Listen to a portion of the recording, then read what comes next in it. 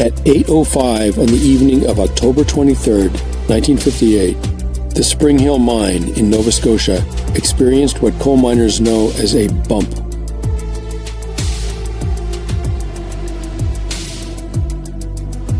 A sudden contraction and settling of sedimentary layers deep underground that generates the forces of a massive explosion throughout the complex.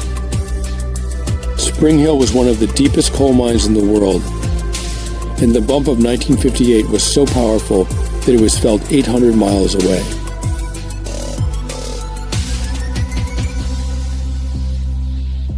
There were 174 men in the mine at the time, and 74 were killed immediately as strata compressed and passageways collapsed.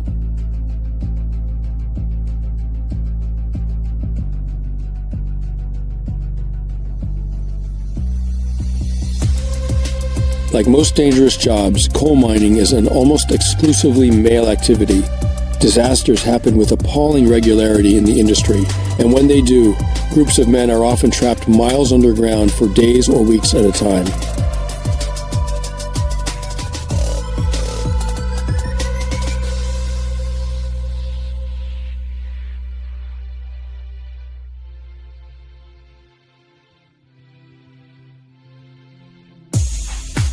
Two miles down the mine shaft, 19 men sat in absolute darkness, trying to figure out what to do.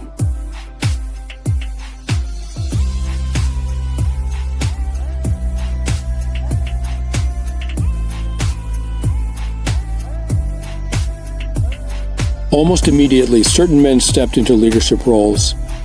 These men scouted open passageways to see if they could escape and tried to dig through rock falls that were blocking their path. When they ran out of water, one man went in search of more and managed to find a precious gallon, which he distributed to the others. These men were also instrumental in getting their fellow survivors to start drinking their own urine. Some used coal dust or bark from the timbers to mask the taste. Some were so hungry that they tried to eat chunks of coal as well. There was an unspoken prohibition against crying, though some men allowed themselves to quietly break down after the lamps died.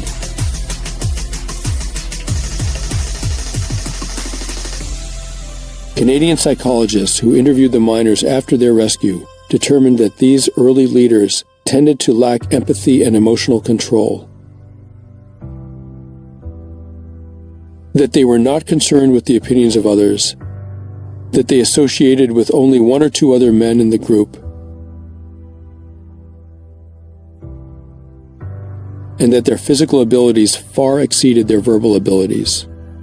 But all of these traits allowed them to take forceful, life-saving action where many other men might not.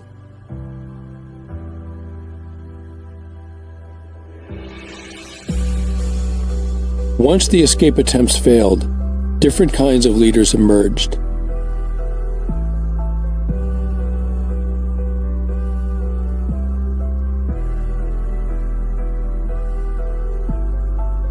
In what researchers termed the survival period, the ability to wait in complete darkness without giving up hope or succumbing to panic became crucial.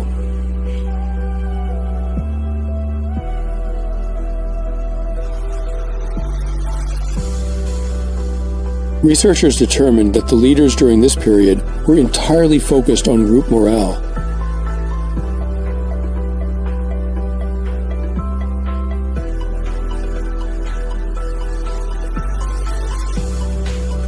And used skills that were diametrically opposed to those of the men who had led the escape attempts.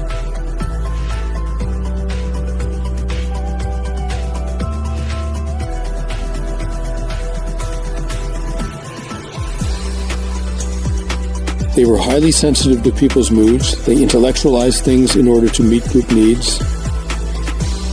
They reassured the men who were starting to give up hope, and they worked hard to be accepted by the entire group.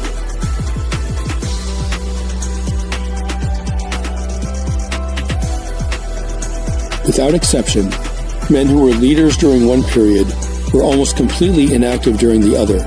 No one, it seemed, was suited to both roles.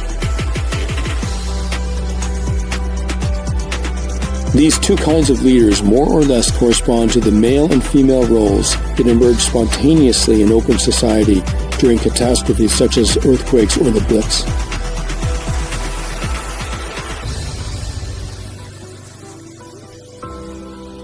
They reflect an ancient duality that is masked by the ease and safety of modern life, but that becomes immediately apparent when disasters strike.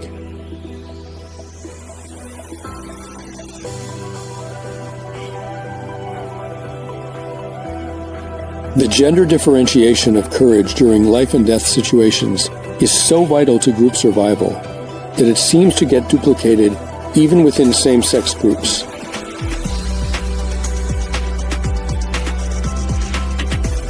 If women aren't present to provide the empathic leadership that every group needs, certain men will do it. If men aren't present to take immediate action in an emergency, women will step in. Both are necessary for the healthy functioning of society, and those roles will always be filled regardless of whether both sexes are available to do it.